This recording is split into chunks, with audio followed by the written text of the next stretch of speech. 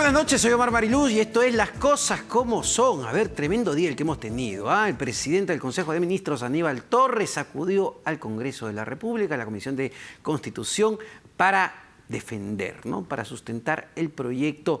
Es un poco enredado esto, pero vamos a decirlo lento para que usted lo entienda. El proyecto que busca ir a un referéndum en octubre de este año para consultar a la población si desea instalar una asamblea constituyente que cambie o que geste en realidad una nueva constitución. Entonces el objetivo sería cambiar la actual constitución del 93. Vamos a hablar de este tema y de muchos otros. Estamos ya con el ministro de Cultura, Alejandro Sala. Ministro, ¿cómo está? Muy buenas noches. Omar, muy buenas noches a los televidentes de RPP. Gustoso de estar en el programa y dispuesto a poder responder las preguntas que consideres pertinentes. Hay varios temas, sobre todo lo que estábamos conversando hace un momento antes de entrar al aire, que tienen que ver con su sector, evidentemente. Pero empecemos por el terreno político, porque usted además es una especie, o se ha convertido en una especie de vocero político del gobierno.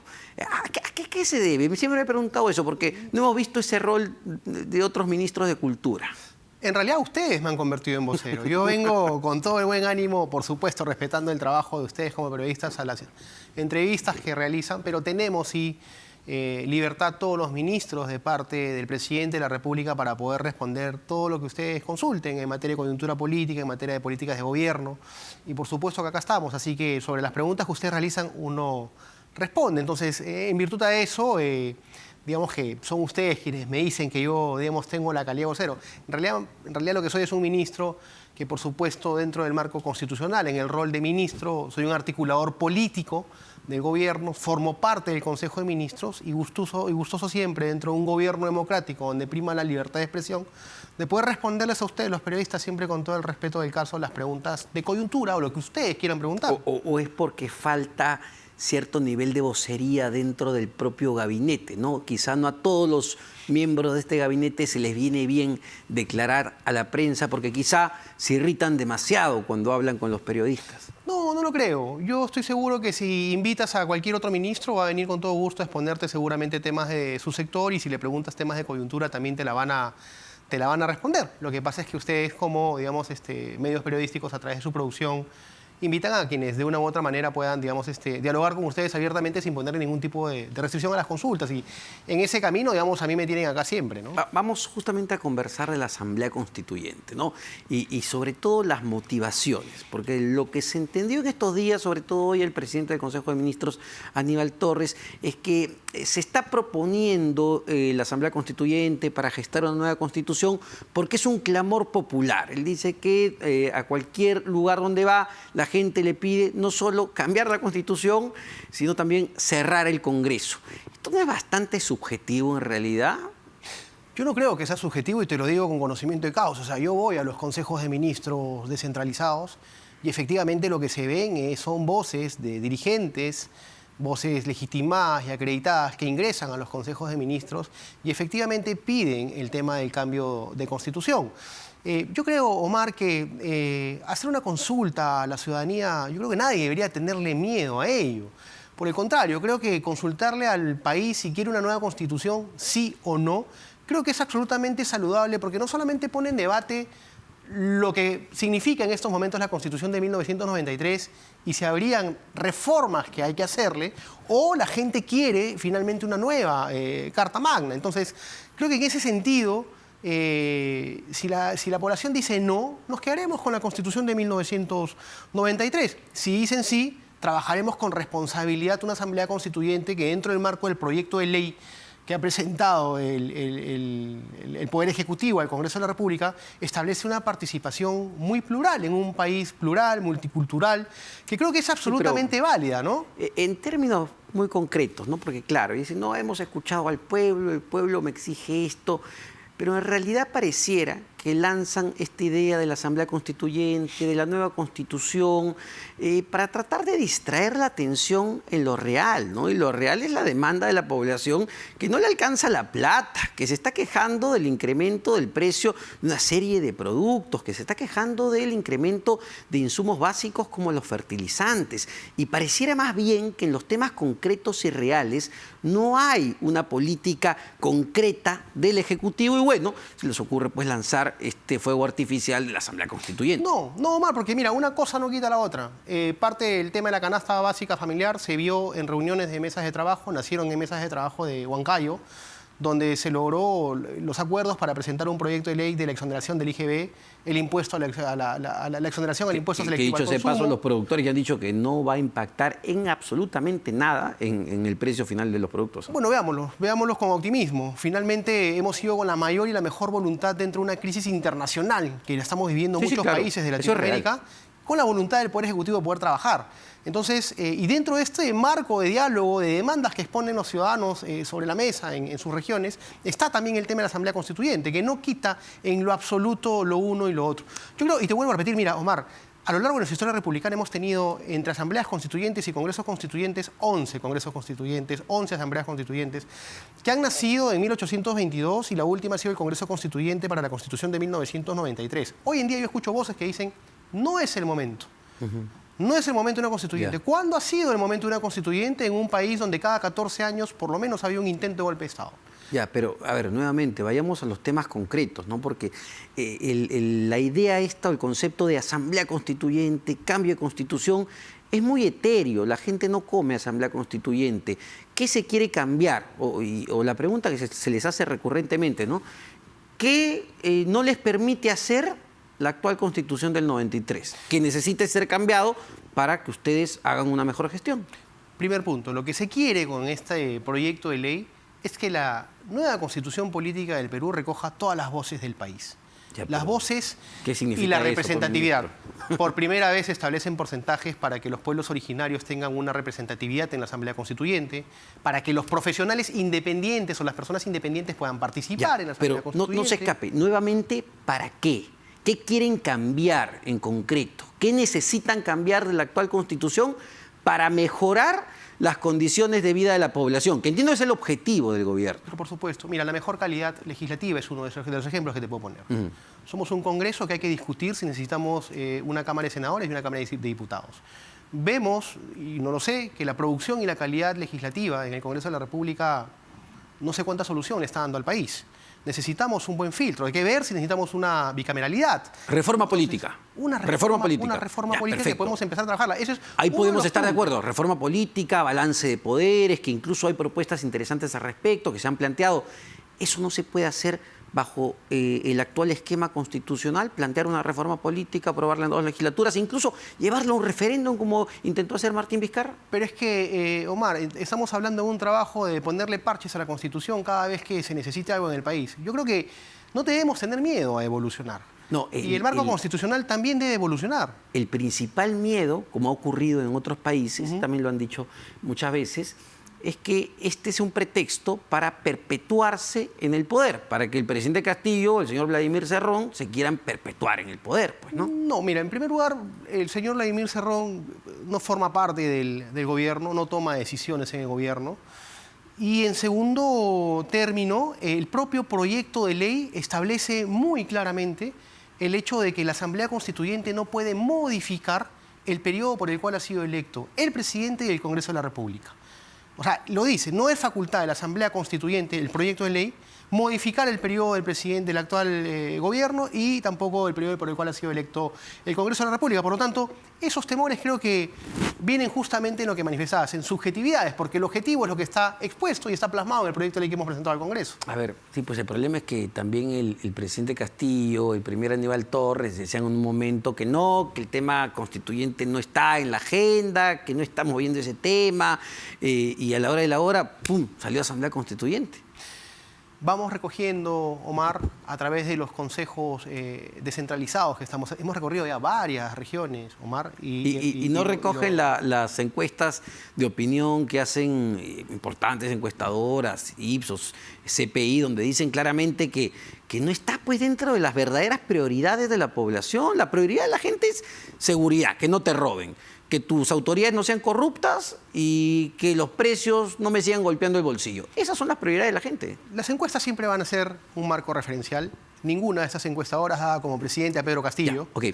¿Pero no cree que esas son las prioridades de la gente? La seguridad, la corrupción, la economía de sus bolsillos. Pero te digo, una cosa no quita la otra. Podemos trabajarla de manera paralela. Bajo ninguna circunstancia, digamos, un proceso electoral para un referéndum. Ni siquiera estamos hablando de la conformación ya de la Asamblea Constituyente, de un proceso electoral para conformar una Asamblea Constituyente. Estamos hablando de una consulta, de un sí y un no. Y creo que finalmente esa es la verdadera encuesta. Y te vuelvo a repetir, si la población dice no, seguimos trabajando con la misma Constitución que tenemos y iremos parchando cuando se necesite parcharla. Lo invito a que veamos un tuit que acaba de lanzar el ex candidato presidencial Hernando de Soto. Con todo gusto. Pero hay que tener, a ver, cómo leemos esto, porque estamos en horario de protección.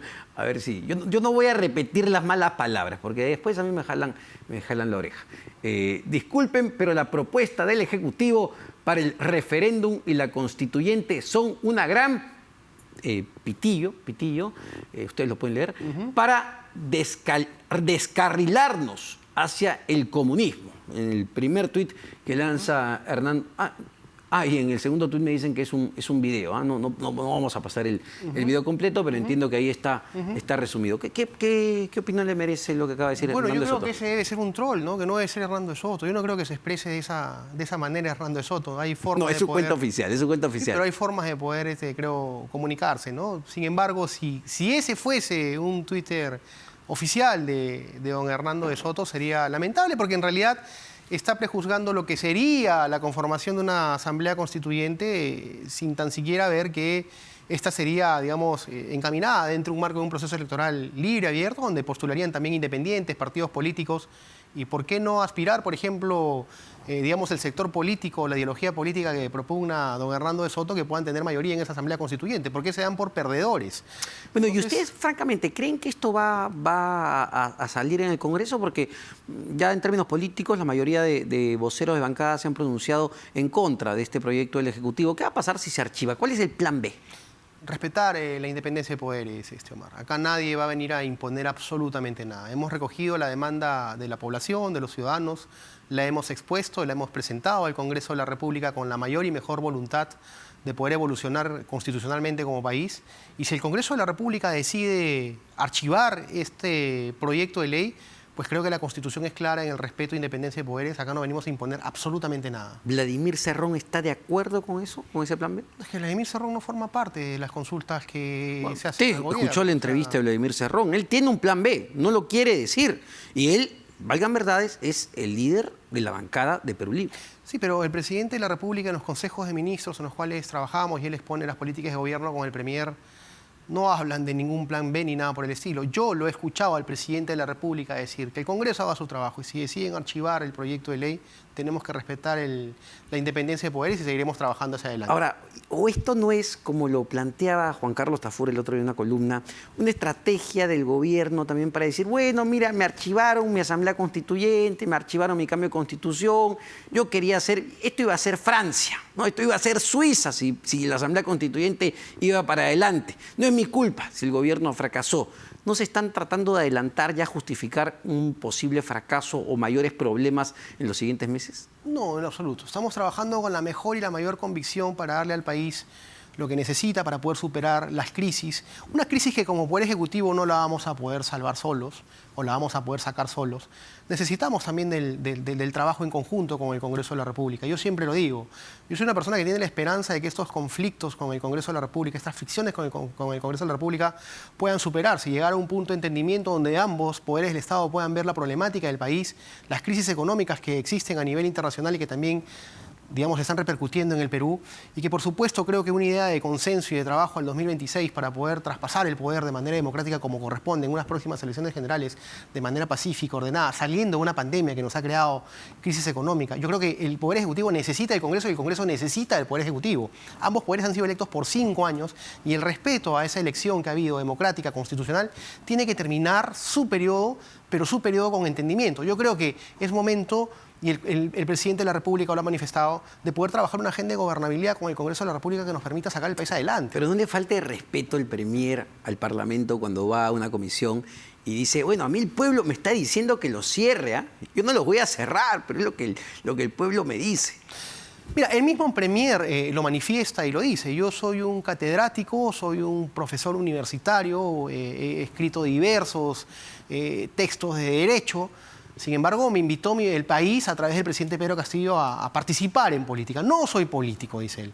Por lo tanto, es una persona que finalmente, estando ya en el mundo político, no es hipócrita, no es mentiroso, no es aquellos que se miden para decir tengo que decirlo políticamente correcto porque si lo digo de esta manera va a ser políticamente incorrecto. Yo creo que es una persona franca, es una persona sincera y que finalmente, por supuesto, bueno, que esa forma de ser de una u otra manera a algunos les puede molestar, ¿no? Dijo que la Asamblea Constituyente no estaba en la agenda y de ahí cambió de opinión.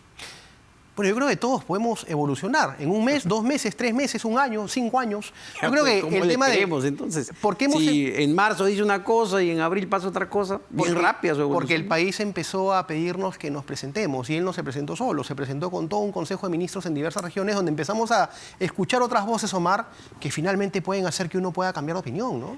Cambiemos de tema nosotros. ¿Qué opina del plagio? ¿Del plagio? En general, ¿qué opina del plagio? Bueno, es algo que no se debe dar, ¿no?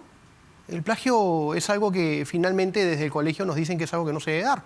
Pero por supuesto, si uno va a hablar de plagio, tiene que probar que efectivamente ha habido plagio, ¿no? ¿Usted no cree en lo que sacó el día domingo el Dominical Panorama? 54% de la tesis del presidente de la República, Pedro Castillo, y su señora esposa, para obtener el grado de magíster, plagiada, según este programa Turnitin. Según este programa, que no sé si está homologado y está calibrado, ¿no es cierto?, en el país para poder pasar este... Si fuese cierto, ¿qué opinaría? Estaría mal, pésimo entonces. Mira, yo te puedo decir algo y te lo puedo decir dentro del marco de la formalidad de una tesis. Una tesis, para poder presentarla en tu universidad, necesita primero pasar por un asesor de tesis, que es una persona que se inscribe en la universidad como revisor de tu tesis. Segundo, por un comité evaluador de tesis que revisa tu tesis, que te la observa, te devuelve tu tesis con observaciones para que tú subsanes y una vez que has subsanado o no te observa, te dan fecha para la sustentación de tesis. Eso en teoría. No, eso es lo que debería... No, eso es lo real. Eso es lo que debería pasar, claro. Eso es lo que tendría que pasar. Tiene que pasar. Pero, ¿qué pasa entonces con una tesis que se copia hasta el punto y coma del marco teórico? El 100% del marco teórico. ¿Qué pasa con una tesis que 2 de sus 3 evaluadores no existen cuando los buscas en la RENIEC? El tema de la información de los datos y las personas es algo que se debe investigar. Puede haber puede existir mala consignación en los apellidos o cualquier situación que creo que se debe investigar con detenimiento. Pero yo creo que cuando un estudiante con buena voluntad presenta una tesis en la cual puede, por supuesto, puede equivocarse en citar, puede obviar citas. No, una cosa es equivocarse, otra cosa es copiarte el 100% del marco teórico. Pero para eso está el comité evaluador del centro educativo que tiene que revisarte. Por eso, muy mal la universidad y muy mal el estudiante. Si a mí me dicen, ¿sabes qué? Tu tesis es pésima porque está todo copiado mi comité evaluador, yo tengo que subsanar eso. Pero si me la revisan porque estoy pagando un derecho para que me revisen mi tesis. No, pero usted está culpando entonces solo a la universidad. Aquí pues el problema es de 2, ¿no? El estudiante, el mal estudiante que copia literalmente toda la tesis, pero de pronto, y la universidad. Omar, de pronto no es problema de ninguno de los 2 y de pronto es problema de este programa, que ni siquiera es un programa oficial y que estamos tratando de validar un programa informático. ¿El Turnitin? No sé si es un programa oficial. Es un programa que se usa para evaluar todas las tesis siempre. Creo que es uno de los más importantes, además. Pero está homologado, está calificado, está declarado como oficial para poder desarrollar las universidades, claro, es el que usan las universidades para ver si las tesis son plagiadas. Pero, sí, digamos, reconocido por el gobierno del Perú para que los centros... o sea, hay que ver todos esos aspectos. Bueno, ¿no cree que sería importante en todo caso que el presidente de la República diga, oiga, no, esto es mentira, no, esto, bueno, esto es así, un pronunciamiento, porque no es una acusación cualquiera, esto es fraude académico? Bueno, que se revise, que se investigue, Xiomar. Yo creo que todo lo que nos da un reportaje de televisión siempre es una visión general para poder investigarlo en un camino. No podemos prejuzgar, anticipar o ya juzgar que eso es una copia, como se está diciendo. Yo creo que hay que investigarlo. Yo creo que todos tenemos derecho a que cuando salta alguna información podamos exponer ante quienes corresponde nuestra defensa. Y creo que el presidente lo va a hacer sin ningún tipo de problema. El problema es que no es no es nuevo, ¿no? Dentro del gobierno. Ya previamente se pasó lo mismo con la tesis de la ministra Betsy Chávez y pasó lo mismo con la tesis de doctorado del ministro de Educación, nada menos, Rosendo Serna. Creo que el 70% de plagio se detectó según el Turnitin. Bueno, según el Turnitin, ¿no es cierto? Entonces yo creo que debemos someterlo a la investigación académica que corresponda. Los centros académicos en estos casos están... En el caso de la ministra Betsy Chávez, su universidad sacó un comunicado, creo yo, inclusive hasta rechazando el tema del reportaje, manifestando que ellos habían tenido su comité evaluador y que de acuerdo a su propio reglamento de evaluación de tesis. Recordemos algo, los reglamentos de evaluación de tesis también del año 2010, 2011, 2012 no son los mismos que los de ahora. ¿Okay? Los estándares de calidad para poder presentar una tesis también van avanzando en el tiempo y van de una u otra forma evolucionando. Entonces, todos esos aspectos creo que hay que verlos, ¿no? No te copias el 100% de tu marco teórico, pues tampoco, ¿no? Mira, no sé si 100% o no, porque eso lo dice un reportaje que habla de un programa informático. Por eso te digo, o sea, hay que investigarlo. Yo creo que toda denuncia requiere una investigación. Ya, está bien. No vayamos tan atrás. Por ahí eran jóvenes, cometieron errores, no sabían. El propio proyecto de la Asamblea Constituyente tenía párrafos copiados de un trabajo de investigación de un politólogo, Pomareda, si no me equivoco, que había presentado por una universidad en Chile. Copiados. El ministro de Justicia dice, bueno, sí, pues son cosas que pueden pasar. No, señor, no puede pasar. Yo creo que el ministro de Justicia ha reconocido ese error, así lo manifestó él. Y creo que acá lo que tiene que valer en un proyecto de ley es la intencionalidad de lo que se quiere hacer con el proyecto de ley. Él, por supuesto, al reconocer, digamos, esta situación o esta falencia en el proyecto de ley, al ser el impulsor del proyecto de ley como ministro de Justicia, creo que tiene que hacer, obviamente, llegar las disculpas que correspondan a quienes tenga que hacer llegar las disculpas, pero creo yo que finalmente el proyecto de ley, más allá de esa situación, recoge finalmente la intencionalidad por la cual se ha querido llevar al Congreso de la República y el tema de fondo es el que se tiene que poner a debate, ¿no? Sí, claro, pero ¿no cree que le quita un montón de seriedad? Ustedes están presentando nada menos que plantear una asamblea constituyente, una nueva constitución con párrafos copiados. ¿No le quita seriedad incluso lo que están planteando? No, yo creo que no creo que hay que llevarlo mucho al tema de ese extremo, ¿no? Porque en realidad proyectos de ley hay muchos y hay varios, y este proyecto de ley tuvo, por supuesto, la participación y el hecho de poder enriquecerlo a través de diversos campos, inclusive en el propio Consejo de Ministros, después del impulso que le da el ministro de Justicia. Entonces, él ya ha manifestado, si ha habido algún error en alguna cita o alguna situación similar, ha pedido las disculpas del caso y creo que inclusive se iba a comunicar directamente con la persona que alegaba titularidad, ¿no? Para el ministro de Justicia. Bueno, ha hecho quedar bien mal a todo el gabinete. Él conversó con el Premier, ¿no? Pero en realidad, no, más que jalón de orejas, yo creo que la intencionalidad está en hacer siempre un buen trabajo, ¿no? El Premier, que además es un académico, ¿no? Independientemente de cualquier error que pueda haberse presentado, creo que la intencionalidad de fondo es lo más importante, que es poner a debate de la opinión pública nacional el tema de ver si el Perú requiere o no una asamblea constituyente. ¿Es verdad que usted iba a ser Premier y se cayó por el tema Cuela? Falso. No, pero no. Lo sacó en la revista Hildebrand hace unos días. No, eso no sé de dónde sale. Lo que pasa es que uno tiene la amabilidad de poder venir con ustedes, los periodistas, como a entrevistar, ¿no? Y bueno, y finalmente sale en el tema primero que es vocero, después que quiere ser premier. No, tenemos un premier en ejercicio que está trabajando de manera correcta, sólido, sea mi profesor universitario, merece absolutamente todo mi respeto. Uno aprende mucho también de él. Y nada, esas son leyendas, ¿no? Como muchas leyendas que salen, ¿no? Bueno, solo para terminar, porque esto sí no es leyenda y me parece sumamente serio, CUELAP, ¿cómo está? Porque claro, uno dice, a ver, el gobierno declara esto en emergencia, ya. ¿Para qué? ¿Qué se está haciendo? ¿Cómo está? ¿Cómo está avanzando? Te agradezco mucho la pregunta, Omar, porque me permite manifestarte que CUELAP, en realidad lo que le sucedió a CUELAP viene de un descuido de hace muchísimos años. La primera vez que se declara en emergencia CUELAP fue en el año 2003. Sin embargo, como gobierno asumimos activos y pasivos. Nos hacemos cargo de esta responsabilidad y ya se declaró la emergencia. Hemos trasladado 2 millones de soles para poder empezar los trabajos de poner las mallas, el apuntalamiento, el remover los escombros, el tema de poder generar una ruta alterna, porque hay mucha gente que vive del turismo en CUELAP, y justamente a Cuellar se le sobreexplotó, no se midió el daño, se le ha venido parchando por pedacitos cada vez que había algún tipo de riesgo. Hoy nos hemos puesto la meta, por disposición del presidente de la República, de un trabajo integral en Cuellar, que cuente con el apoyo, por supuesto, de todos aquellos que estén interesados. Ya la Universidad de Varsovia se ha acercado, gracias al congresista Mala, que tuvo la oportunidad de presentárnoslo. La Universidad Católica del Perú se ha sumado y hay un proyecto, digamos, para Cuellar que alcanzaría aproximadamente los 90 millones de soles, no para parcharlo por pedacitos, sino para hacer un trabajo integral en Cuellar, que este gobierno del presidente Pedro Castillo lo va a realizar para devolverle a Cuellar la altura que le corresponde en virtud a la historia, a la cultura que necesita nuestro país. Así que estamos trabajando en ellos. En estos momentos ya hay personal trabajando en Cuellar y por supuesto que vamos a poner a Cuellar como corresponde en la historia de nuestro país, ¿no? Bueno, esperemos que así sea, ¿no? Por la tragedia que implica el derrumbe de este centro arqueológico tan importante. Muchísimas gracias, ministro. Gracias, Omar. El ministro de Cultura, Alejandro Sala, sobre diversos temas. Nosotros tenemos que ir a una rápida pausa. Venimos con mucho más en Las Cosas como Son.